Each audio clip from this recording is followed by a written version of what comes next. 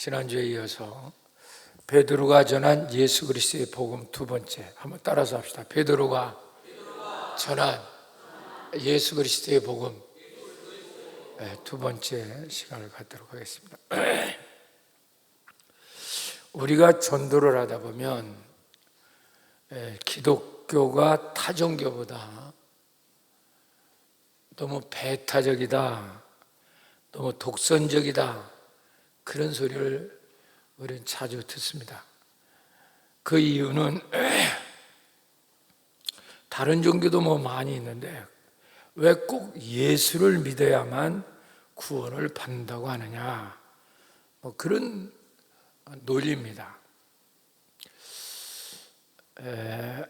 그러나 여기서 우리가 중요하게 알아야 될 것은 오직 예수만이 구원을 받을 수 있다는 확신이 없다면 아직 그 사람은 복음도 모르고 예수를 인격적으로 만난 것도 없는 자입니다. 우리가 구원은 오직 예수 그리스도로만 이루어집니다. 이 확신이 있어야 돼요. 근데 그것은 복음의 눈이 열리는 그 정도만큼 확신을 가질 수 있어요. 그리고 그 확신이 있는 것만큼 하나님의 응답과 기적이 일어나는 줄 믿습니다.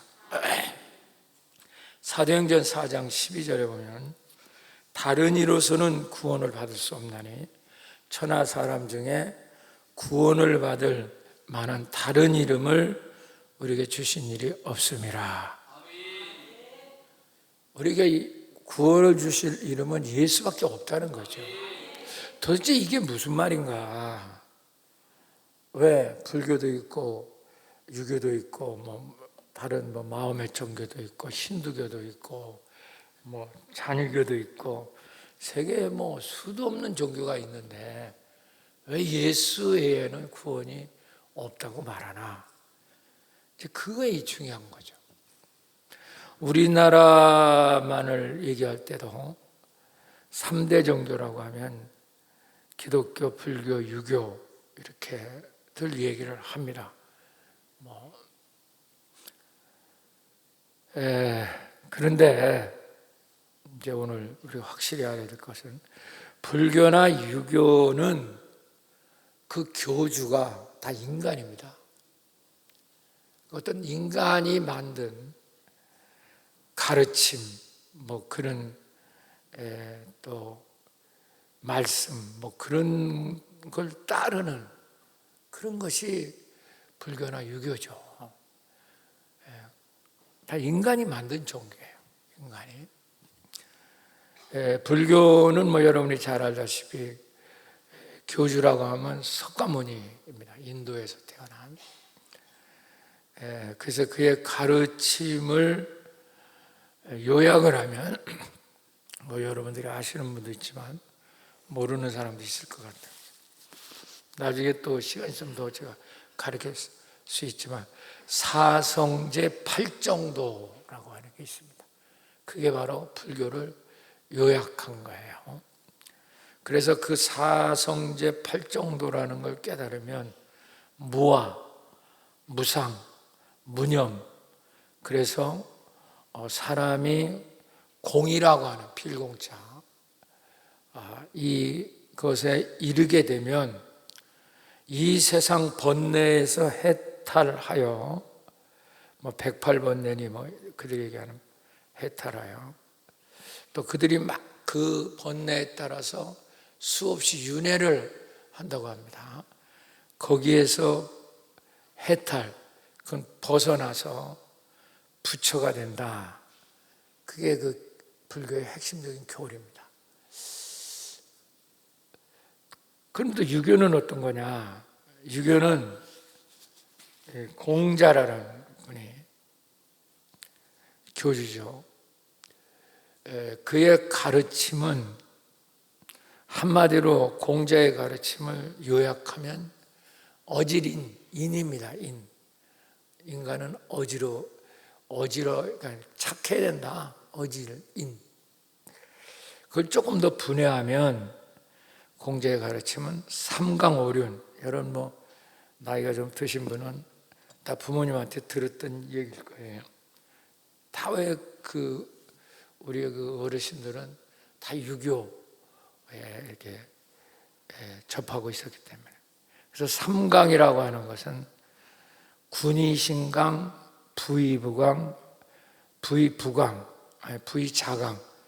군의신강이라는 것은 임금과 신하에는 질서가 있고 임금이 신하를 다스리고 책임져야 된다. 이제 그게 바로 군의신강이에요. 부의자강. 이건 아버지가 자식을 다스려야 되고 책임을 져야 된다. 그게 부의자강이고, 부의부강은 남편이 아내를 책임져야 되고 다스려야 된다. 이게 부의부강입니다. 오류는 여러분이 뭐 다 잘 아실 거예요. 이건 부자유친, 군신유의, 부부유별, 장유유서, 풍우유신. 부자 간에는 친밀이 있어야 된다. 부자, 유친. 군신유의, 임금과 신하는 의리가 있어야 된다. 잘 따라야 된다. 또 부부유별, 부부 남편과 아내는 차별이 져야 된다. 이제 그런 내용입니다. 또 장유유서는 어른과 어린아이는 순서가 있다. 또 풍우유신, 서로 친구 간에는 신의가 있어야 된다. 이런 내용. 어려서 여러분들이, 저도 처음에 이제 어렸을 때는 이거 서당 같은 데를 다니면서 아주 그냥 귀에 딱지가 듣도록 들었던 얘기입니다. 그래서 이 유교의 지금 얘기하는 삼강오륜의 이 덕을 완전히 이룬 자를 성인이다. 이렇게 얘기를 했습니다. 제가 왜 이 얘기를 하냐면, 그래서 불교와 유교, 우리나라 제일 대표적인 종교는 원래 그 불교나 유교는 신의 개념이 없어요. 신이라는 개념이 원래 없는 겁니다. 인간의 가르침, 인간의 뜻을 배우고 따르고 덕을 익히는 것. 그리고 이거 신이 필요 없죠. 거기는 그 인간의 복. 그래서 부처도, 석가모니도 나는 신이 아니라는 얘기를 여러 번 했습니다. 그 얘기는 이따 뒤에 조금 더 해보겠습니다.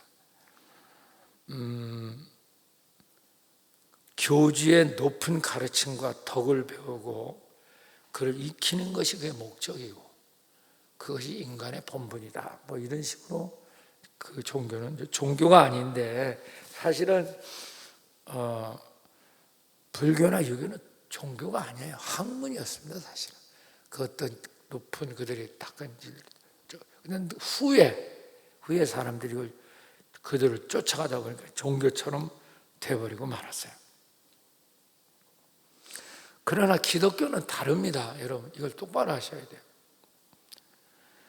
하나 성부, 성자, 성령의 창조주 하나님께서 인간과 세상을 창조하시고 그 영광, 하나님의 영광과 뜻, 그것을 말씀으로 나타내시고 그 하나님의 영광과 뜻을 나타내기 위해서 인간을 창조한 겁니다. 할렐루야. 그리고 그 인간을 그렇게 창조했는데 악한 세력, 마귀와 사탄의 미혹을 받았어. 첫인간 아담이 하나님의 말씀에 불순종해서 죄를 지음으로 말미암아 저주를 받게 돼요. 인간은. 그래서 하나님이 떠나는 것이 저주입니다. 하나님이 떠나셨어요. 신이 저주를 받아서 결국은 지옥으로 갈 운명에 인간은 다 처해 있다. 그게 전제 조건입니다. 그런 인간들이 태어났는데 그 인간을 사랑하신 하나님께서 독생자 예수를 이 땅에 보내주셔서 인간처럼, 우리처럼 육신을 입게 하시고 그 죄를 다 하나님의 아들 예수께 다 짊어지게 하셔서 십자가에 죽으셔서 죽음으로 그 죄를 다 해결하시고, 또 해결하셔도 인간은 온전할 수 없어요. 하나님을 떠나서. 그래서 그분이 부활하셨기 때문에 성령이 오셔서 믿는 자 속에 새 생명을 주시고 영원한 천국으로 인도받게 한 것이 기독교입니다. 그러니까 우리는 생명의 종교예요. 생명을 옛날 태어날 때부터 부모로부터 받은 생명을 갖고 살겠다. 그러면 지옥 가는 거죠.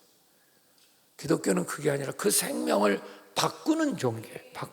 그래서 부활하신 예수님을 이제 우리 속에 오셔서 그 새 생명 가진 데 오셔서 그 주님, 내 속에 오신 주님을 믿는 종교가 기독교다. 이렇게 되는 거죠. 그래서 요한복음 3장 16절에 하나님이 세상을 이처럼 사랑하사, 크게 읽어봐요. 시작.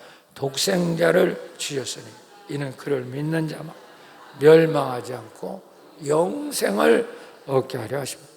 영생, 이터널 라이프, 새로운 생명을 얻게 하셨다. 이게 신의 생명입니다.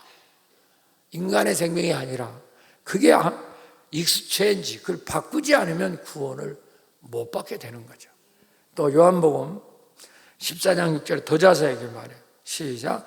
예수께서 내가 곧 길이요 진리요 생명이니 나로 말미암자건 아버지께가 올 자가 없다. 그래서 그 예수가 기독교 핵심이에요. 예수가 우리 속에 오신 생명이고 인격이고 하나님의 아들이신데, 그분이 길이고 진리고 생명입니다. 그래서 기독교는 예수라고 하는 신적인 아들, 그를 떠나서는 존재할 수가 없어요. 불교하고 기독교는 거기서 천지차이가 나는 거죠. 그건 인간의 도덕이나 인간의 어떤 가르침을 지키려고 하는 거고, 우리는 하나님, 창조주 하나님께 오셔서 그 아들 예수 그리스도의 생명을 받는 것이 기독교예요. 그래서 그 생명으로 살아갈 때 구원이 있게 되고, 그래서 그분이 길이고 진리고 생명이고, 그래서 우리가 도착하는 것이 아버지 집이다, 천국이다, 갈 것이 분명해지는 거죠. 그러니까 우리는 그런 종교하고 비교할 수가 없죠. 세상 종교, 유교나 불교는 다 인간 중심의 행위율법 종교입니다. 행위에다 포인트를 맞춰요. 그러나 기독교는, 물론 기독교도 행위가 중요하지만 하나님을 믿음으로 우리는 옛 생명, 부모로 태어난 생명은 죽고 하나님으로부터 얻는 새 생명을 믿음으로, 은혜로 받는 종교예요. 그러니까 율법 종교가 아니고 행위 종교가 아니고 우리는 은혜 종교. 이게 분명히 깨달음 가야 돼요. 왜 예수 외에는 구원을 못 받는가? 그게 분명하지 못하면 전도를 못해요. 그러고 삶이 변하지 않습니다. 그냥 기독교를 행위 종교나 율법 종교로 믿는 사람은 평생을 교회 다녀도 교리는 그가 익혔지만은 사람은 안 바뀌어요. 그게 문제죠. 그래서 그들은 율법 행위 종교, 우리는 믿음 은혜 종교다. 할렐루야. 전혀 차원이 다르죠. 그들은 인간 종교, 우리는 신의 종교, 창조주, 참신의 창조. 그런데 이제 조금 여기 맹랑한 게 있어요. 그게 바로 뭐냐면 불교인데, 그래서 이 불교는요, 불교에 대해서 조금 여러분이 아셔야 돼요. 여기 아주 맹랑합니다. 불교는 원래가 여러분이, 불교는 소승불교와 대승불교로 나눠져요. 이거 좀 아는 사람은 좋겠어요. 너무 무식하면 안 돼. 그런데 원래 불교는 소승불교가 이제 원래 불교입니다.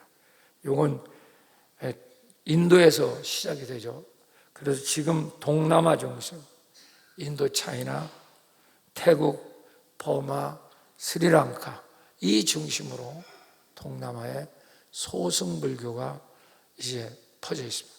그들은 자기의 불교의 원조다 그렇게 주장을 하고, 이 한국에 있는 불교 뭐 이런 건 불교로 치지도 않아요.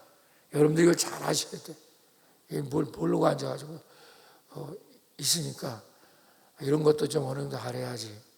무식하게 그저 앉아가지고 예수 안 믿으면 지옥 가네, 그렇게 얘기해서 될 얘기가 아니에요.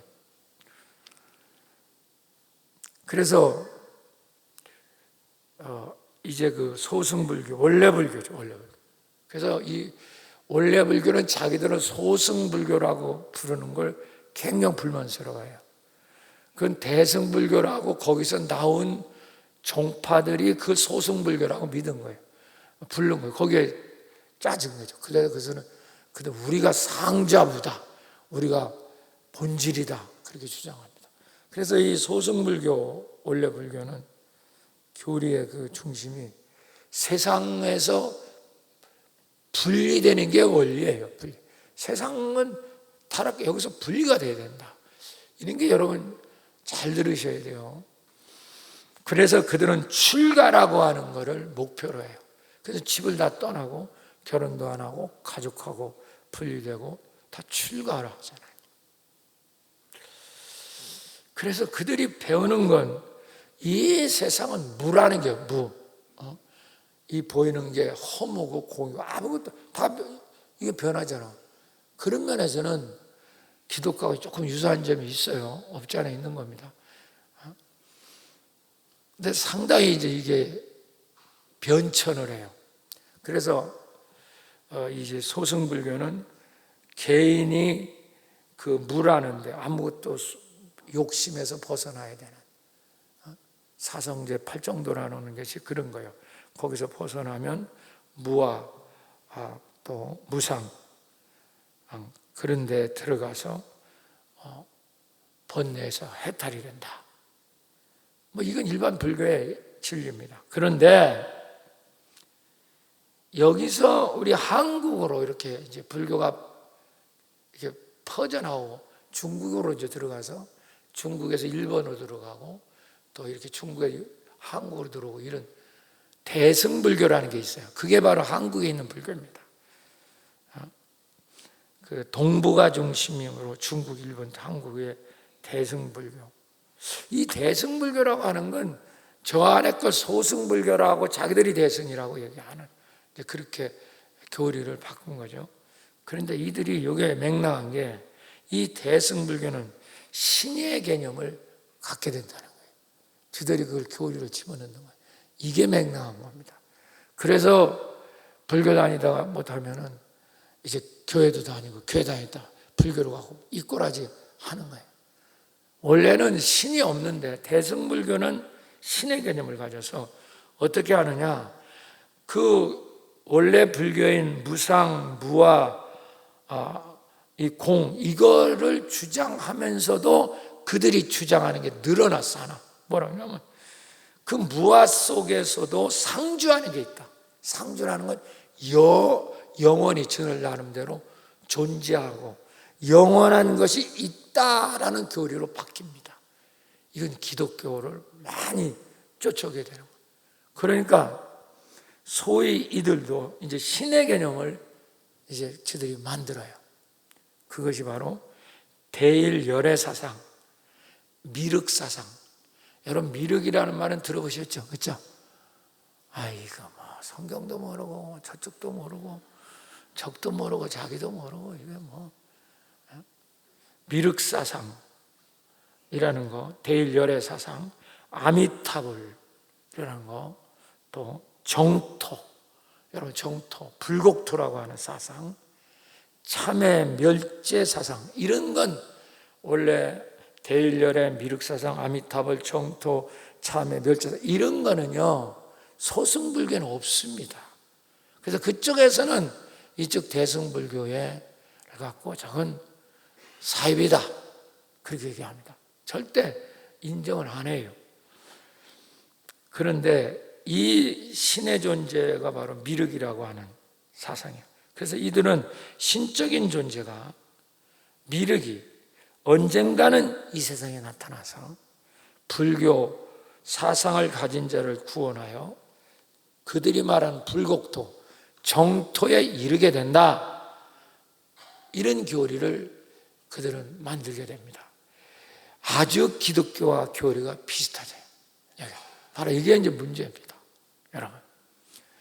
그래서 이제 그 종교 학자들은 그 불교의 소승불교에서 대승불교가 나오는 거는, 그래서 소승불교는 주로 산 이쪽에 들어가서 자기 자신을 닦는 게 초점인데, 대승불교는 그렇지 않아요. 세상으로 나오는 겁니다. 나와서 다른 사람을 구제한다. 그런 교리를 갖게 되는 거죠. 그래서 이제 절간이 산으로 들어가지 않고 도시로 나오는 거예요, 자꾸 세상으로. 그래서 여러분 강남 같은 데 가보면 어마어마한 절간들이 뭐 수도 없어요. 잘 사는 방법. 일본도 마찬가지고. 이게 바로 여러분 정신을 바짝 차려. 그러니까 사람들이 교회 다니다가 이 복음을 제대로 모르면 그쪽 가서 뭐 똑같네 뭐. 나중에 뭐 정토 들어가고 우리 천국 가면 똑같네. 이렇게 얘기하는 거예요. 그러니까 이걸 기독교 복음을 제대로 모르고 못 깨달으면요, 수십 년 교회 다녀도 저 사람은 소용이 없어요. 저 신앙이 왔다 갔다 하는 거예요. 절간 해야 돼요. 그래서 절간이 요새는 도시로 나오는 거예요, 자꾸. 그래서 우리 교회 뒤에도 교회 절간 있고, 맨 집 가까이 절간 투성이죠. 이게 바로 뭐냐면 그들이 얘기하는 대승불교입니다. 그래서 그들이 주장하는 게 거의 뭐 교회하고 비슷해요. 그래서 이제 종교학자들이 연구를 해서 그 미륵이라는 말, 이것이 그 어원을 추적을 한 것이 발표된 논문이 있어요. 그걸 보면 참 재미있는데, 그 미륵이라는 말이 히브리어로 말하면 메시아에서 왔다는 겁니다. 메시아, 미륵. 그게 인도에서는 메르티아라고 반응을 해요. 메르티아. 산타리아라는 말로는 메르티아가 돼요. 그게 이제 중국 한자로 번역되면 미륵이 되고, 그래서 미륵보살이라고 나온 거예요. 그래서 그 원어가 메시아라고 하는 그 말에서 나왔다. 그렇게 나온 논문들이 많이 있습니다. 이걸 뭐라면 이 불교는 오래 오면서 완전히 짝퉁 이제 교리, 기독교 구원 교리를 만들어서 수도 없이 퍼뜨리고 있는 거예요. 그러니까 우리가 이런 가운데 정말 복음에 대해서 똑바로 이해를 못하면 구원을 시킬 수가 없어요. 그냥 이게 공부를 하려면 제대로 해야 되고, 목사도 공부를 제대로 해서 이 복음의 눈을 떠야 되는데, 이게 그냥 어서 그래서 쉽게 해서 신학이나 하고 무슨 목사 안수를 받고 이렇게 나오니까 이게 뭐 복음이 뭔지, 그러니까 교회를 부흥시킬 수도 없고 완전히 잡동사니가 되는 거예요. 여러분, 그래서 우리가 이 시대가 마지막 시대가 됐다는 거예요. 할렐루야. 너무 가까이, 눈 떠요, 눈 떠. 너무 가까이 이런 이단, 이 짝퉁 교리들이 다른 종교로. 그래서 사람들이 그러는 거예요. 교회 가나 뭐 불교 절간 가나 뭐 내용이 똑같네 뭐 그러는 겁니다. 그걸 아셔야 돼요. 그래서 교회 다니다 뭐 시험 들면 또 불교로 간다는 사람이 있고, 또 불교에 있다가 여기로 오는 사람도 있고, 이런 사람이 뭐 태반이에요, 태반. 이게 왜 그런가? 복음의 눈을 못 떠서 복음이 뭔지 모르니까. 그래서 우리가 정말 복음에 대한 진리를 확실히 깨달을 수 있기를 축원합니다. 정말 똑똑해야 돼요. 정말 제대로 배우고 제대로 알아야지. 그냥 성경 조금 읽고 뭐 신학 조금 했다고 해서 그게 되는 게 아니에요. 그게. 그러니까 사람이 안 바뀌는 거예요. 날마다 시험 들고, 날마다 현장. 그래서 보세요, 절간들이 계속 도시로 나오잖아. 아니 세상을 등졌다는 사람들이, 그리고 요새는 결혼 그거 안 따집니다. 출가하는 거, 장가가고 뭐 자식 있는 사람 중되는 거 얼마든지 가능해요. 그게 바로 대승불교. 소승불교는 그런 게 없어요.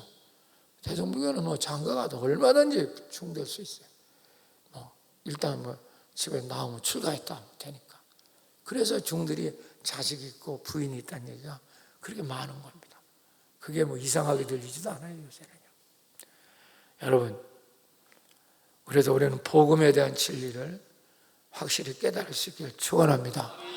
왜 예수를 믿어야, 왜 예수에는 구원이 없는가? 이거를 눈을 떠야 돼요. 그래서 로마서 8장 32절 띄워주세요. 시작. 진리를 알았으니 진리가 너희를 참. 진리를 똑바로, 이 진리는 복음이에요. 예수예요. 그걸 똑바로 알아야 네가 자유케 된다는 거예요.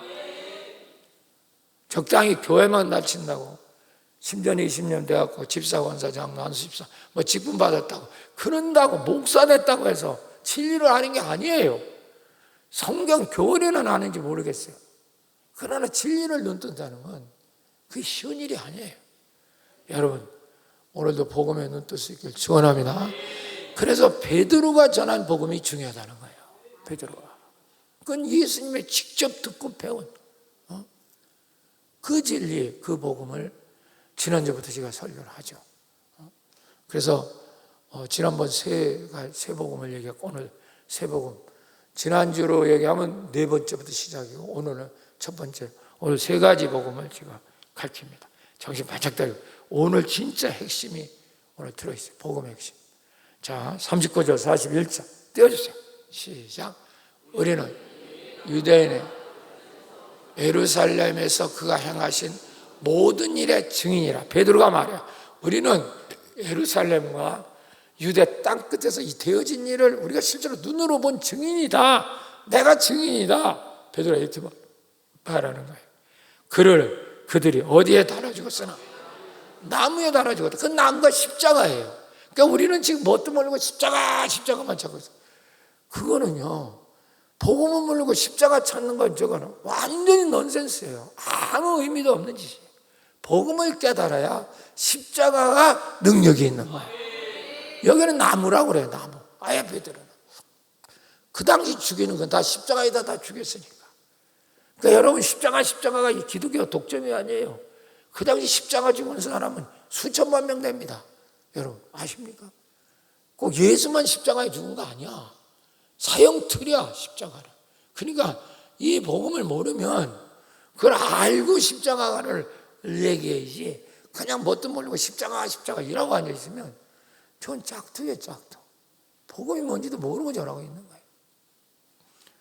공부를 해도 제대로 해야 돼요. 그러니까 정말 주의 종을 만나도 제대로 만나야 돼. 할렐루야. 그래야 당신이 구원받지. 그거 성경 보고 어디서 공부 조금 했다고 십자가는 그냥 그 당시 죽은 사람이 수천만 명 죽였다니까. 십자가야. 로마 시대가 사용하는 형식이 십자가에 죽인 거예요. 그럼 그게 무슨 의미가 있어요? 그것이 우리 구원에 어떤 의미가 있겠냐고.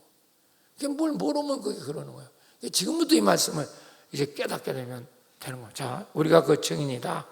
무슨 증인? 달아 죽였다. 40절 시작. 하나님이 사흘 만에 다시 살려서 나타나. 하나님이 사흘 만에 이 죽인 예수가 살아났다. 그래서 우리에게 나타나셨다. 내가 그 증인이다. 할렐루야. 새로 태어 살아나신 내 증인이다. 그리 된 거예요. 그 다음 시작. 모든 백성에게 하신 게 아니라 오직 미리 택하신 증인. 쓰세요. 받아서 택하신 증인. 모든 사람이 이 진리를 못 깨닫는다는 거예요. 하나님이 택한 사람만 깨닫게 된다는 거예요. 우리 이걸 알아야 돼요. 택한 사람이 누군지 모르기 때문에 우리가 전도를 하는 거예요. 그러니까 택한 자만, 이게 장로교의 교리가 되기도 하는데 이걸 예정론으로 너무 그걸 묶어놨기 때문에 예정론이 다른 교파에 또 두드려 맞는 겁니다. 여러분, 이건 예정론보다는 택하셨다. 우리 쪽에 와서 은혜라는 뜻이지 뭘 누구들만 그런 교리는 내 지금 얘기하지 않겠고. 그래서 택하신 증인, 곧 죽은 자 가운데서 부활하신 후 그를 모시고 뭐 먹은, 다 크게 뭐 먹은, 요게 중요해. 또 음식을 먹은, 요 써놓은 음식을 먹은 우리에게 그 부활의 증인이 되게 하셨다. 자, 이렇게 얘기한 거예요. 그걸 전달하게 되었다. 첫 번째입니다. 첫 번째, 지난주 네 번째, 첫 번째 복음, 오늘 베드로가 전한 복음은 예수 부활의 복음에 확신이 있어야 돼요. 예수 부활이라고 하는 것이 기독교의 핵심 중에 핵심이에요. 십자가보다 1000만 배 중요한 게 예수 부활이에요. 그 눈을 뜨셔야 돼요. 그러니까 예수 부활이라는 게 기독교의 기둥입니다. 기둥. 그걸 모르고, 그러니까 우리 한국 기독교도 뭐가 뭐냐면 예수 부활에 대해서 가르치지는 않아요. 부활절만 한번 지나면 끝나. 그러니까 부활에 대해서 깊은 생각을 안 해. 그러니까 기독교가 다 사변적인 종교가 되는 거예요. 사변종교라는 건 이론적인 종교가 된다. 그러니까 말만 떠들어, 말만. 사변적, 능력이 없고. 하나님 나라는 말에 있지 않고 능력이 있다는데. 말만, 사변종교가 말만 한다 이 뜻이야. 그런데 부활이라고 하는 건 능력이에요. 그 능력, 부활의 체험이 없으면 기독교인이 될 수 없어요. 그래서 오늘 그 부활의 복음을 내가 얘기한다 이 말이야. 깨닫는 자가 되시기를 축원합니다. 그러면 예수가 하나님의 아들, 하나님이다 하는 증거가 뭐가 있냐? 이 세상에 아무것도 없어. 예수가 하나님의 아들이고 하나님이다 증거 딱 하나야. 그게 뭔지 아십니까? 부활이에요. 예수가 부활했다는 게 믿어지고 체험돼야만 예수가 메시아가 되고 그리스도가 되고 구주가 되는 거예요. 그러니까 부활을 놓쳐버리면 우리는 예수는 완전히 역사 속에 한 인물이 되는 겁니다. 그러니까 역사 속 예수 이래가지고 책이 산더미 같이 쏟아지는 거예요. 부활의 체험이 없으니까. 그건 짝퉁입니다. 구원을 못 받아요. 그러니까 불교로 왔다 절강 갔다 교회당 갔다 왔다리 갔다리, 그러니까 귀신만 잔뜩 붙고 꼬라지가 그렇게 되는 거죠. 응? 자, 로마서 1장 4절. 자, 띄워봐요. 시작. 성결의 영으로는 죽은 자들 가운데서 부활하사 능력으로 하나님 아들이 뭐로서 하나님의 아들이 선포됐다는 거예요. 부활 때문에 예수가 하나님의 아들로 선포가 됐다 이 말이야. 할렐루야. 이걸 붙잡아야 돼. 그러니까 부활을 체험 못하고 부활을 믿지 못하면 예수는 하나님의 아들, 하나님 그리스도가 아니에요. 그 부활의 체험 없이 예수를 그리스도라고 믿으지. 그게 아무 능력도 없고 맨날 병들고 맨날 가난하고 빌빌거리고 귀신에게 붙잡히고 맨날 집안에 문제나 생기고. 왜? 부활의 체험이 없는 거예요. 예수는 부활하셨어요. 부활만이 예수가 그리스도라고 하는 증명이야. 이해가 되세요? 성경 전체 아무리 갖다 대도 안 돼요. 예수 부활. 따라 부활해 보세요. 부활을 못 믿으면, 부활의 체험이 내가 없다면 내 속에 예수가 없는 거예요. 그러니까 아무 기도를 안 하는 거잖아. 저 사람, 왜냐하면 부활이라고 하는 건 예수가 부활하셔서 성령으로 내 속에 오신 거예요. 오셨기 때문에 예수 그리스도가 내 속에 사시고 있는 거야. 그러니까 기도가 되는 거야, 기도가. 그분하고 대화가 되는 거죠. 그러니까 지난주 우리 교육자들 휴가 제일 많이 간데 치유 집회 제일 많이 모였잖아. 얼마나 많은 분들이 기도를 합니까? 이건요, 성령의 역사, 부활의 역사를 체험하지 못하면 기도 못해요. 1시간 절대 기도 못합니다. 그러니까 능력이 없고 아무것도 안 되는 거예요. 그래서 우리가 지금이라도 내가 믿음이 있다 하는 거는 내 속에 예수 부활이 주님이 계신다는 거야. 그분이 없으면 우리는 아무것도 아니야. 지금 뭐 성경을 다 외워도 소용없고 신학 박사를 몇 개 따도 아무 소용이 없어요. 우리가 기독교인 것은 부활한 영인 예수가 내 속에 사신다는 거예요. 할렐루야. 이게 구원받은 거예요. 이래야 제사함도 일어나고 믿음도 진짜인 거예요. 쓰세요. 믿음 해보세요. 믿음.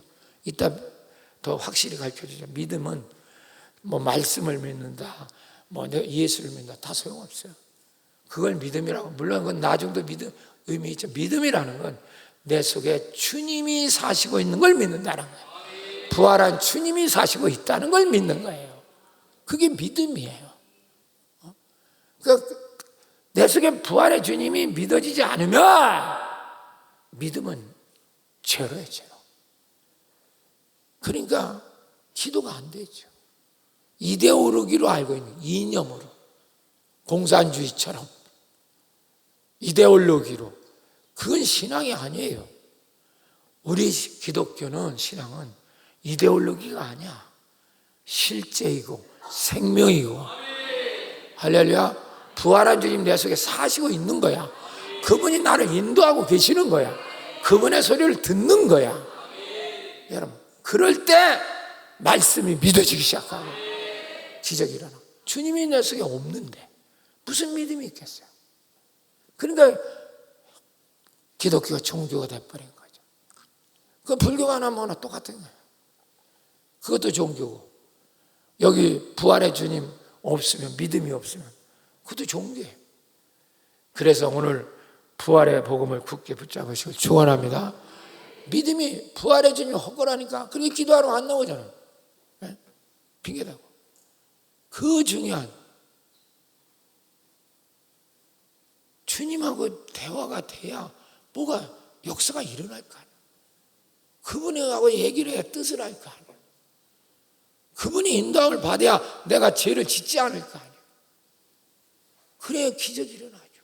응답이 일어나죠. 자, 성경 한번 찾아봐요. 고린도서 15장 17절. 자, 잘 보세요. 이 구절을 오늘 이 본문 누가 우리 권사님 읽어주신 분이 잘 읽어봐. 시작. 그리스도께서 다시 살아나신 일이 없으면 너희 믿음도 뭐고? 너희 믿음도 뭐고? 헛되다. 소용없다는 거예요. 헛되고. 또 뭐요?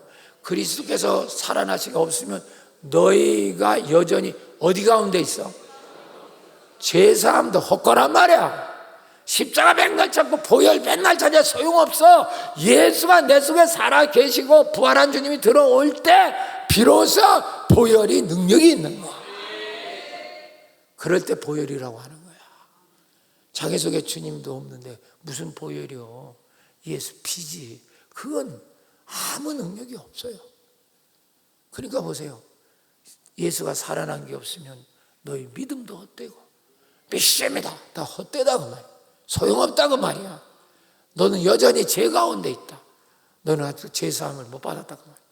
그러니까 맨날 집중, 죄사함을 못 받으니까 자꾸만 귀신이 들어붙는 거야. 그러니까 병이 걸리고 가난이 오고 저주가 생기고 사건 사고가 터지고 맨날 어려워지는 거예요. 그러니까 모든 기독교의 여러분 신앙의 핵심의 중심은 부활입니다. 예수의 부활. 이게 믿어져서 내 속에 주님이 사시고 계셔야 돼. 이럴 때 믿음이 있다 그러는 거야. 내 속에 그러니까 믿음이 있다면 주님이 있다 하세요. 믿음이 있다. 이 손으로 내가 믿음이 있다 하면 주님 계신다 하세요. 믿음이 있다. 믿음이 있다. 어디 안에? 내 안에. 내 안에. 이때부터 기도가 된다니까. 그분과 대화가 되고 그분이 뜻을 갖게 돼요. 근데 그게 부활에 대한 신앙, 그 부활에 대한 복음이 해결이 안 되면 저분은 아무것도 해결이 안 돼. 기독교에서 괜히 말만 하는 게 말만. 괜히 말만 떠들고 있는 거예요. 헛거라고 그러죠. 헛거. 믿음이 헛거다 말이에요. 제사함도 헛거. 그러면 끝났네 뭐. 그러니까 이런 사람은 불교를 갈까, 교회를 갈까, 왔다리 갔다리 이러는 거예요. 천주교를 가볼까. 아무 믿음이 없어요. 종교. 믿음이 있다는 건 예수가 부활하신 분이 내 속에 살아계신다. 제 말은 우리 그게 복음이야. 기쁜 소식이야. 택한 사람이야. 그래서 우리가 하나님이 택했다는 거야. 아멘. 이게 체험이 돼야 여러분 이게 기쁨이 되고 기적이 일어나고 병이 고쳐지고 말씀이 믿어지고 신앙이 제대로 되는 거죠. 이게 안 되는 사람은 형식적으로 교회 한번 나오고 성가대 한번 하고 그것이 땡이야. 몸이 나쁘면 그냥 맨날 안수를 해달라 했어. 아이고 정말 답답해. 사랑하는 여러분, 부활의 복음을 붙잡으시길 축원합니다. 아멘. 그러니까 결국은 복음의 핵심은 내 속에 부활의 주님이 계시느냐 안 계시느냐야. 아멘. 여러분 주님이 계시는 줄 믿습니다. 내 안에 부활의 주님이 있는 분 손 들고 아멘 해보세요. 할렐루야. 영광의 박수. 그럼 믿음도 헛것이 아니고 진짜고 제사함도 헛거가 아니고 진짜고 그것이 될 때 귀신이 쫓겨나가는 거예요. 손을 못 대는 거예요. 천사가 그 사람 속에 역사하는 거예요. 기적이 일어나는 거예요. 신앙생활을 한 번 해도 이렇게 해봐야지. 도대체 당신은 도대체 무슨 신앙생활을 그렇게 하냐고 도대체가. 자, 여기 이제 또 하나 비밀이 있어요. 부활하신 가운데 그를 모시고 뭘 먹은 우리에게 하신 것이라. 따라 음식을 먹었다 해봅시다. 음식 해보세요. 이건 도대체 무슨 말이냐? 언제 우리가 예수하고 음식 먹었습니까?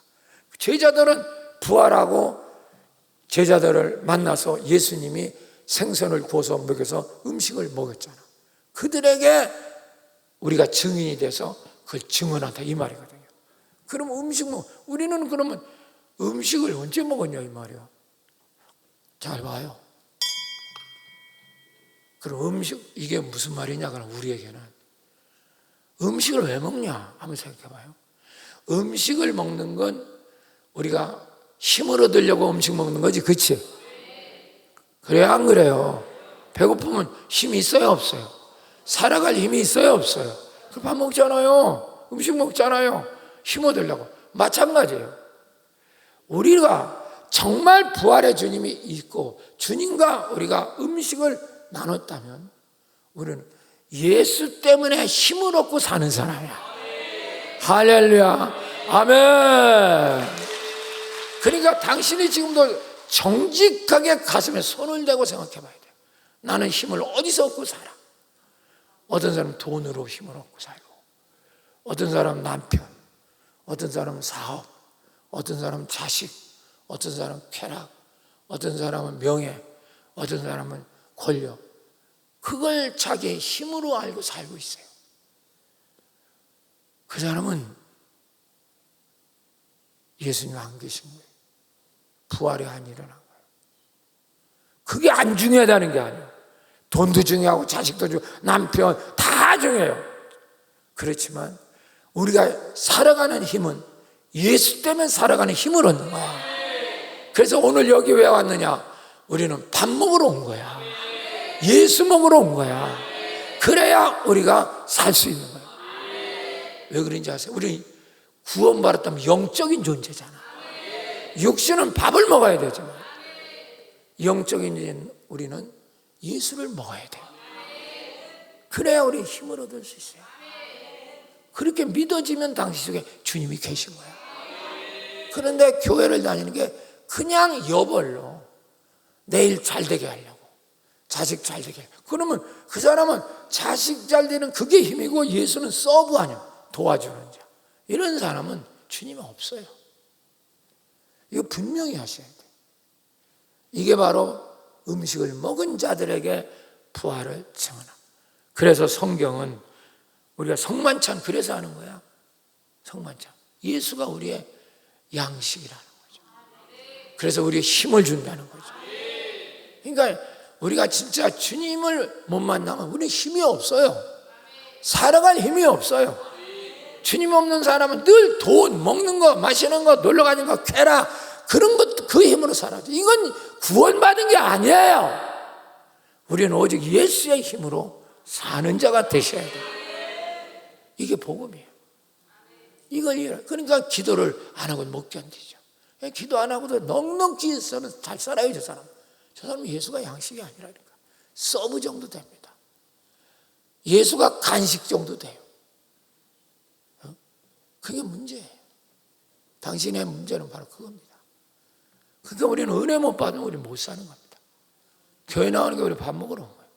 은혜 받아야 우리 한 주간 사는 거예요. 아멘 안 하잖아요. 정말 멍하게 쳐다보고. 저거 목사님이라 그랬지 우리가 뭐 이라고 앉아가지고. 아우 답답해요. 그러니까 당신 속에 그렇게 믿으니까 자꾸만 귀신과 악한 영들이 당신 가정과 개인에게 파고들어오는 거예요. 그게 어둠이에요. 이거 눈을 못 뜨니까 참 이거 불편해요. 불편해. 안 가르쳐줄 수도 없고. 그래서 요한복음 6장 54절 56절. 자 시작.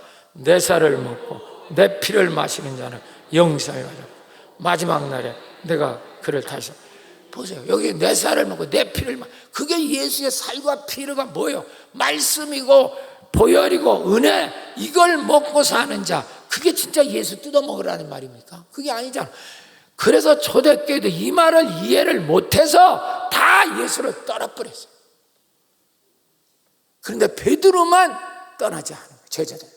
너희들도 가려느냐? 베드로가 주여 주께 영생의 말씀이 있사오니 어디를 가오리까? 이 말은 주님의 말씀이 내 양식인데 내가 어떻게 주님을 떠나겠습니까? 이 말이에요. 할렐루야. 여러분 이거 힘으로 되고 능으로 되는 게 아니에요. 내가 진짜 무슨 힘으로 사냐? 여러분 이거부터 물어보셔야 돼요. 우리는 은혜 없으면 단 하늘로도 못 살아요. 그러니까 마귀에게 가서 빌부터 살아야 돼요. 그게 죄를 짓는 거예요. 죄를 짓는 거예요. 죄를 먹고 살든지 은혜를 먹고 살든지 둘 중에 하나예요. 우리는 그 다음에 계속 읽고 55절 시작. 내 살은 참된 양식이요 내 피는 참된 음료로다. 주님의 살과 피가 참된 음식이다. 영적인 존재. 우리가 구원받아서 영적 존재가 됐잖아. 할렐루야. 자, 그 다음에 56절 시작. 내 살을 먹고 내 피를 마시는 자는 내 안에 거고 나도 그 안에 있다. 그 양식으로 받는 자 속에 내가 그 안에 살고 있다 이 말이야. 할렐루야. 이게 부활의 복음이야. 그러니까 우리는 은혜 못 받으면 못 살아요. 자, 옆 사람 쳐다보세요. 은혜 못 받고 살 수 있어요? 한번 물어보세요. 한번 물어보라고. 잘 살 수 있다고? 아주 마귀 자식으로 이마에 도장이 찍혔구만. 어? 마귀 자식으로. 너무 잘 살고 있어. 거기 너무 잘 살아. 이게 문제예요. 그게 문제라고. 그러니까 우리가 지금이라도 저 사람이 진짜 하나님의 자녀가 아닌가. 간단해요. 부활의 주님이 저 속에 있는가 없는가. 저분은 무엇의 인도함을 받아서 살고 있는가. 무엇이 저 사람의 힘의 근원이 되는가. 예수는 나의 뭐요? 힘이.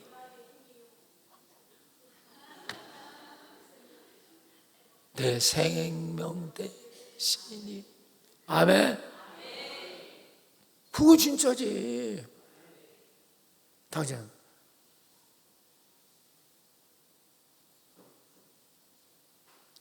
어떤 양식이 당신을 살리고 있는가? 어떤 게 당신 힘을 얻게 하는가?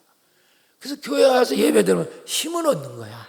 그래서 여러분들이 얼굴이 쫙 펴지는 거야. 왜냐면 다 굶어서 일주일 동안 먹고 생전 기도도 하면서 새벽 기도 안 하다가 이제 나타나가지고 화장을 해도 이게 퍼져가지고 이게 두드려 패도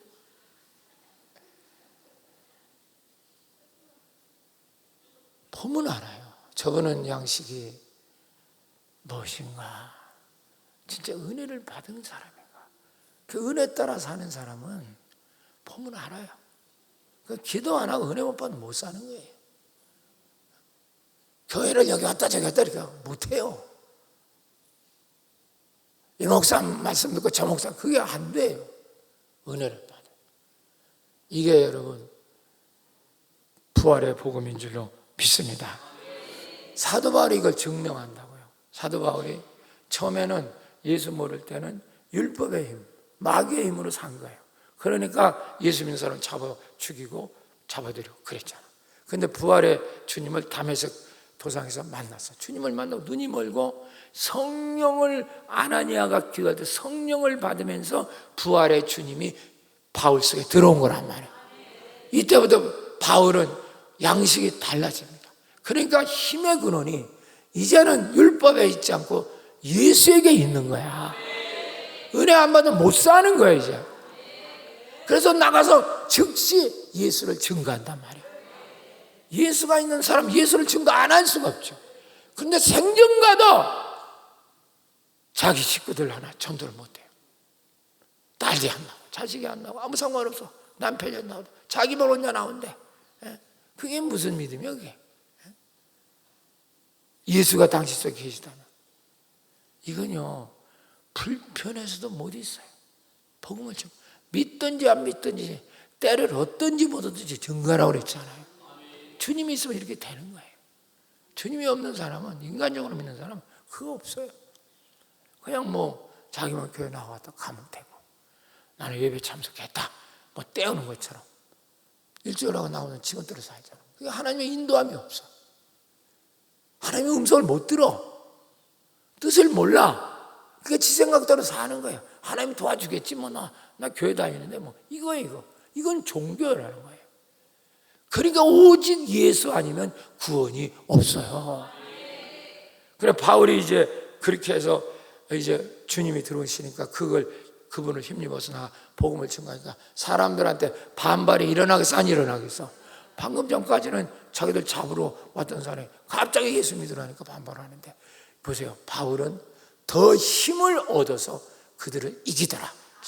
자, 사도행전 9장 22절 시작. 사울은 힘을 더 얻어. 자, 이거 밥을 먹고 얻은 겨 예수님께 얻은 거야. 빨리 얘기해봐. 갈비 먹고 얻은 힘이요 예수 때문에 얻은 힘이요. 더 주님께 힘을 얻어서 예수를 그리스도라 증언하여 다메섹 사는 유대인들을 당혹하게 했더라. 근데 이게 원래 원어에는 유대인들을 다 이기더라. 할렐루야. 여러분 이게 바로 부활의 복음을 믿는 사람이고 체험한 사람. 이 주님이 주는 이 여러분 부활의 주님께 주시는 이 양식의 힘이 아니면 세상을 이길 수 없어요. 죄를 못 이겨요. 그러니까 맨날 힘들다는 게 당신은 이름이. 바깥에 나가오면 집에 들어오면 제가 하는 말이 첫번 옷 벗으면서 아유 피곤해, 아유 힘들어. 맨날 힘들대 먹어. 그 왜 그런지 아세요? 하나님으로부터는 은혜는 없고 힘은 없고 세상 것만 하니까 나이 먹고 점점 힘이 들죠. 그래서 병이 드는 거예요. 여러분 그러니까 나이 먹고 당신이 육신의 힘이 떨어질수록 더 예수를 붙잡아야 되는 거예요. 그래야 강건해지고 사탄을 물리치고 불행을 물리치고 기적이 일어나는 거예요. 이게 바로 여러분이 되나 한번 봐야지. 이사야 40장 31절. 자 시작. 오직 여호와를 앙망하는 자 새 힘을 얻으리. 독수리 날개치며 올라간 같이 다른 박질하고 곤비치 하냐고 걸어가도 뭐하지 않아? 할렐루야. 내 속에 계신 그분을 앙망할 때 새 힘을 준다. 땅의 힘이 아니라 하늘의 힘을 준다. 그래야 걸어가도 다른 박질해도 피곤하고 곤비치 않다. 이런 사람이 최후의 승자가 되지 않겠어요? 그래 조그마한 피곤해서 맨날 들어놓아가지고 아주 남편 밥도 안 해주고 그냥 피곤해 그냥 비벼 그냥. 맨날 피곤해 힘들다. 사랑하는 여러분, 밥심으로 살지 말고 예수 힘으로 사세요. 은혜 힘으로 사세요. 그래야 돈도 벌리는 거고 그래야 사업도 되는 거고 그래야 자식도 돼요. 당신이 그렇게 귀중히 여기는 가정도 되는 거야. 아셨어요? 당신은 밥 씹으로 살기 때문에 안 돼. 사랑하는 여러분, 부활의 복음을 믿으시기를 축원합니다. 두 번째입니다. 43절 빨리 나갑시다. 43절 시작. 그에 대하여 모든 선지도 증언하되 그를 믿는 사람들이 다 그 이름을 힘입어 제사를 받아. 그 이름을 뭐 입어? 뭘 받아? 그 다음에서 제사. 두 번째 복음은, 베드로가 전한 복음은 그리스도를 힘입어 받는 제사함의 복음이에요. 이 제사함의 복음은 보혈로 제사함을 받는 게 아니에요.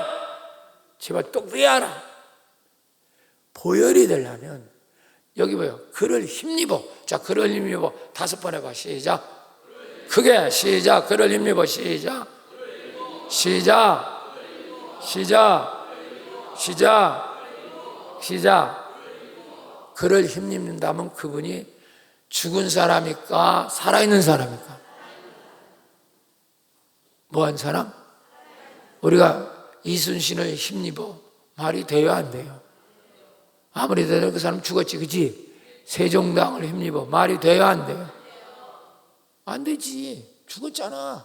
힘입어라는 건 살아계신다는 거야. 내 안에 부활의 주님이 살아계신다는 거예요. 그분을 힘입을 때 제사함이라는 거야. 내 속에 부활의 주님이 계실 때 보혈의 능력이 있는 거야. 그러니까 부활의 주님을 못 믿는데 무슨 보혈이 됩니까? 그냥 피죠, 피. 그러니까 능력이 없어. 그러니까 제사함이 안 되니까 맨날 회개라도 찝찝한 거예요. 그러니까 수련회 때 회개해도 또 철에 나와서 회개하고 부흥회 때 회개하고 옛날에 사과 따먹은 걸 10번도 더 얘기했네. 그런데도 아직도 찝찝해.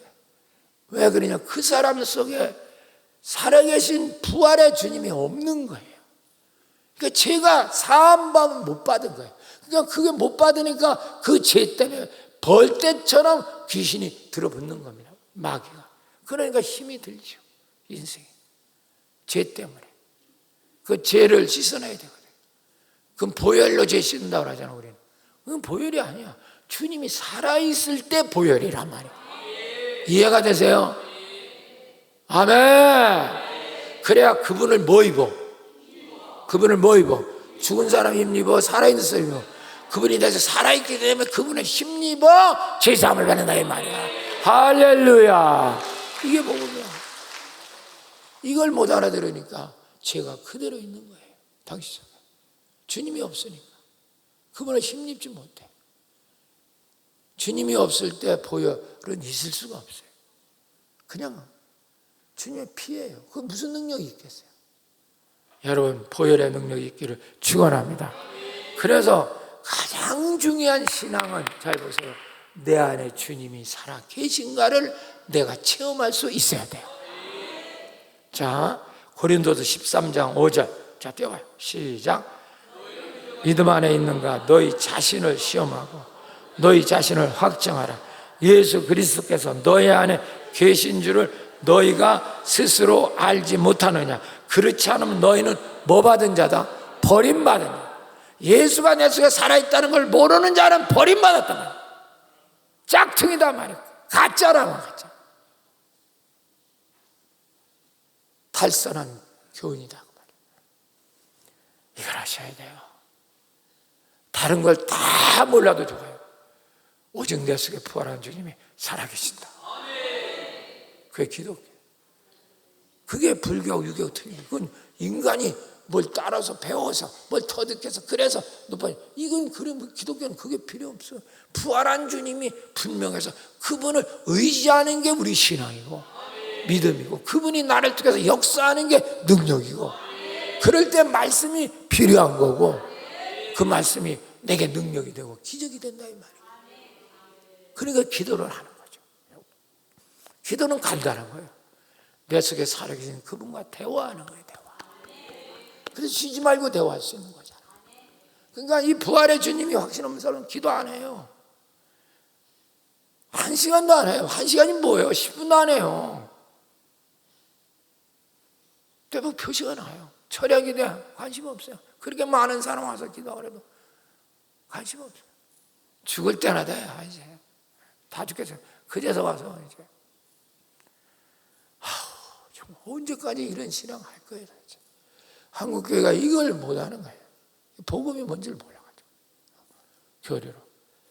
여러분 이번에 우리 절대 한 시간, 무조건 한 시간에 승리자 되시기 바랍니다. 정말 여러분 올 한 해만 이렇게 되면요, 정말 12월 때쯤은 기적이 일어납니다. 정말 놀라운 비밀이에요. 기도를 떠도 대표 기도하는 것도 기도 아니에요. 그냥 예식 기도입니다. 기도하라고 만날 떠들어도 그것도 기도 아니에요. 여러분 신앙 책자 보는 것도 기도 아니에요. 심지어 성경 보는 것도 기도 아닙니다. 기도는 하셔야 돼요. 정말 우리가 그걸 놓친 거예요. 놓친 거예요. 그러니까 실질적으로는 기도를 안 하잖아. 당신은 아무 역사도 안 일어나. 아무 역사도 안 일어나. 진짜 이 기도를 아무리 바빠도 이렇게 1시간 이상 기도하면요, 이건 황홀해요. 진짜 그냥 부득합니다. 하나님 정말 하나님 역사가 그리고 주의 음성이 막 들리는 거예요. 여기 이건 체험 안 해본 사람은 어떻게 설명이 안 돼요. 안 된다고. 어제도 내가 늦게까지 기도하다 보니까 교육자 보고하는 걸 내가 못 받았죠. 저는 못 받았죠. 막 기도하는데 막 기도 열심히, 그 피곤해도 처리하고 하루 종일 설교 쓰고, 교육자의 실컷 거기 교육자하고 또 안수할 사람 안수하면 그리고 들어가서 또 기도하고, 또 새벽에 나와서 벌써 나 여기 시험 2번째 왔다 가는 거야. 아세요? 다시는 처음 나와서 이렇게 빌빌거리지 말고 새벽종이 울렸 때부터 시작해서 잘 될 줄로 믿습니다. 이게 바로 부활한 주님이 내 속에 있기 때문에, 그래야 죄가 사함받는 거예요. 죄사함이라는 건 기독교 기본이잖아요. 부활의 주님이 역사하지 않으면, 근데 우리 한국교회가 가장 잘못시킨 게 뭐냐? 부활의 주님도 확신 없이 예수 부활이 십자가 우리 죄를 사함받았다 이렇게만 가르치는 거예요. 이게 가장 잘못된 교리입니다. 가장 잘못된 교리예요. 인간의 사변적으로 교리는 틀리지 않는데 전제 조건이 있어요. 그분이 내 속에 살아계셔야 돼요. 그래야 그분의 피가 내 죄를 씻는 거예요. 우리는 살아계신 거 이거는 못 가르치고 맨날 예수의 보혈 제사만 받았다. 그러니까 뭐냐, 자기는 그냥 생명하고 십자가에서 피 흘린 게 나를 위해 죽었다 이렇게 하는 거죠. 그게 무슨 능력이 있냐고요. 아무 능력도 없어요. 보혈의 능력이 있다. 무슨 능력이 있냐고요. 예수님이 살으셔서 내 속에 계시니까, 능력이 있으니까 그분을 힘입어서 우리가 복받을 줄 믿습니다. 사도 바울 같은 사람도, 여러분, 오거라 나는 곤고한 사람이라, 이 사마움에 누가 나를 건져내랴 이렇게 했지만은 그가 예수 그리스도를 자기 속에 들어오면서 승리하죠. 그 밑에만 띄워주세요. 25절에서 8장 2절 시작. 우리 주 예수 그리스도로 말미암아 하나님께 감사해요. 내 자신이 마음으로 하나님 법을, 육신은 죄의 법을 섬긴다. 내 마음은 하나님 가 있지만 몸뚱아리는 계속 죄를 짓는다. 예수 믿어도 죄를 지을 수 있어요. 그러나 8장 1절 시작. 그러므로 이제 그리스도 예수 안에 있는 자에게는 결코 뭐가 없어. 왜? 주님이 내 속에 있으니까 그 보혈로 내 죄를 씻으니까 정죄함이 없단 말이야. 2절 이는 그리스도 예수 안에서 생명의 성령의 죄와 사망에서 너를 해방하였음이니라. 그러니까 마귀가 다 여러분을 떠나게 되는 줄 믿습니다. 할렐루야. 병이 떠나니까, 지지 떠나니까 병이 고쳐지고, 빈곤이 떠나니까 사업이 불같이 일어나게 되고, 할렐루야. 악한 영이 떠나가지고 부간이 사이가 좋아지고, 다 그런 역사예요. 이 놀라운 비밀. 마귀는 죄 때문에 붙어 있는 거예요. 죄는 부활의 주님 없으면 씻을 수가 없어요. 그분이 십자가 지고 보혈로 흘렸지만 내 속에 사심으로 그분을 힘입어서 보혈로 죄가 씻음받는 거예요. 이 복음이 깨달아지기를 축원합니다.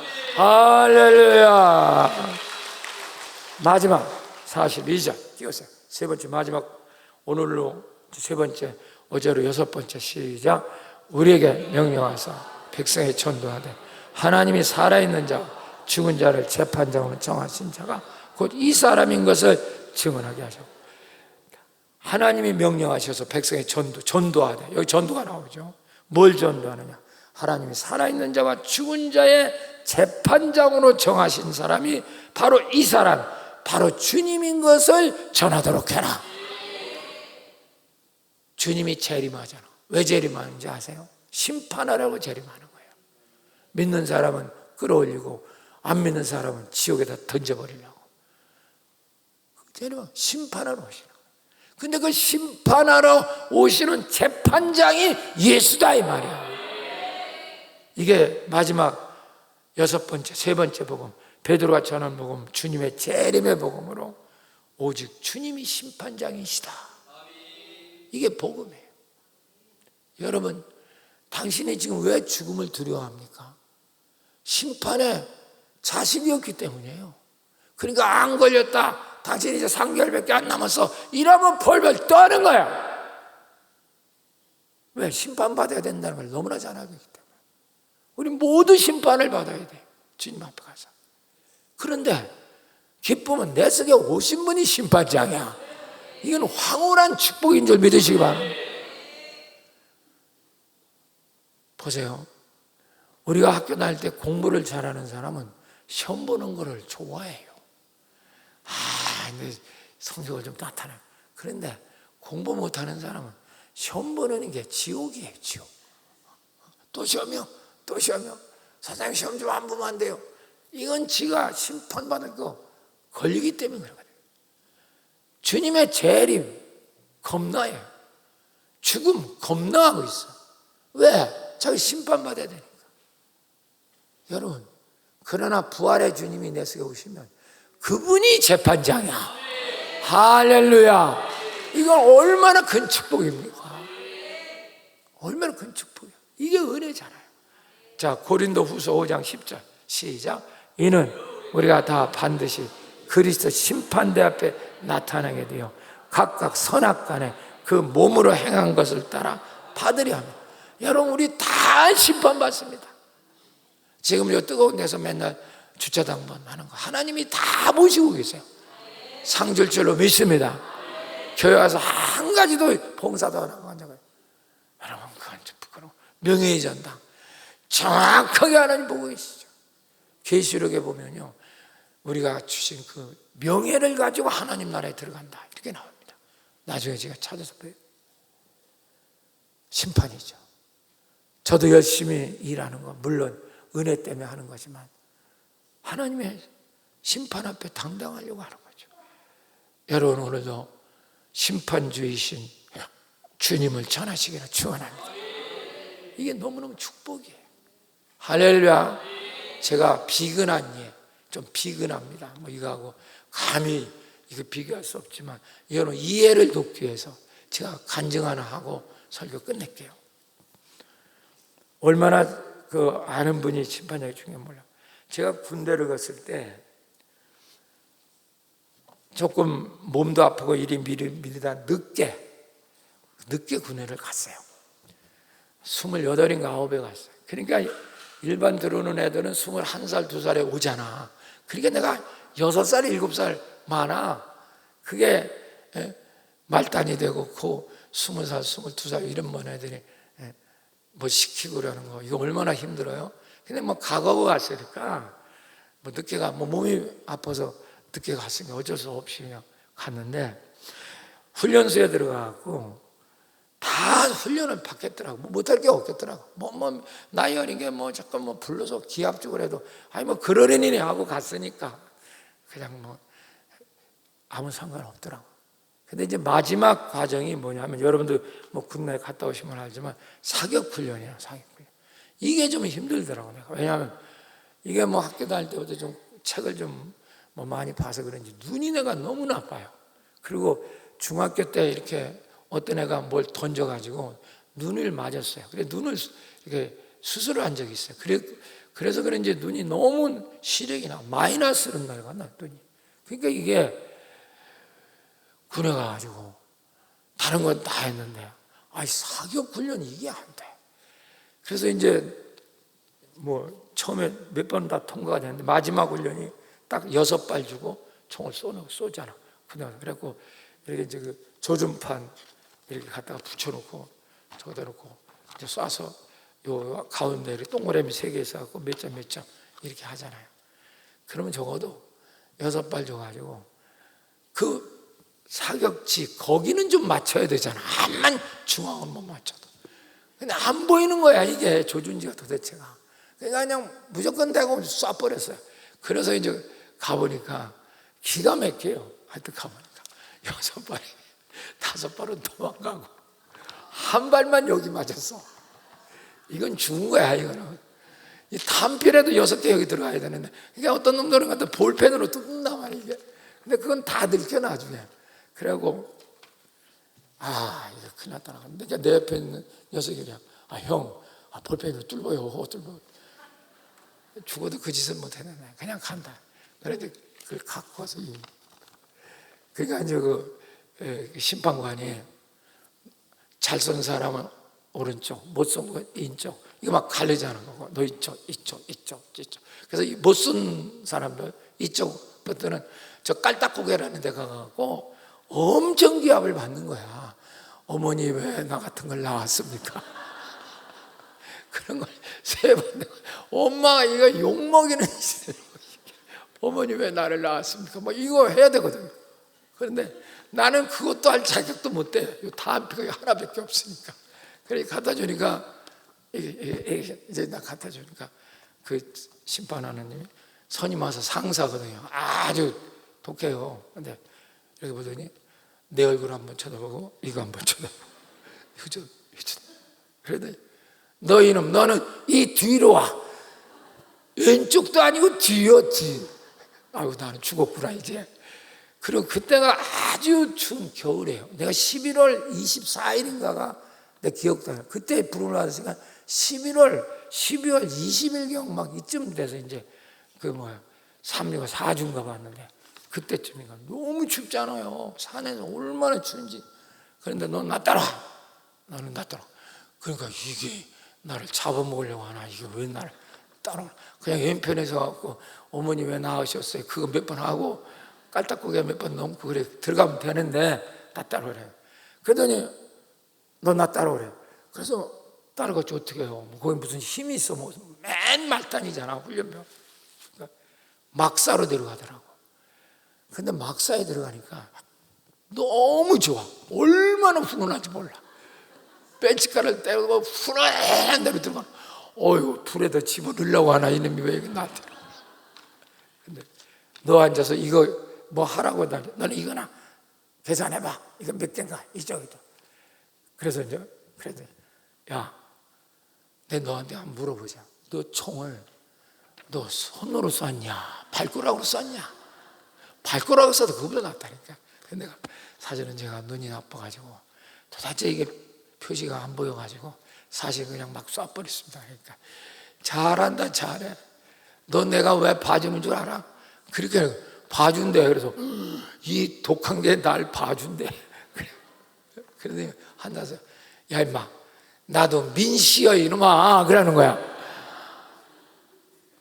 민씨는 한성 한 번이에요. 그래갖고 민씨는 이게 다 통한단 말이에요. 본이 다 삼촌 조카 이게 다 돼버려.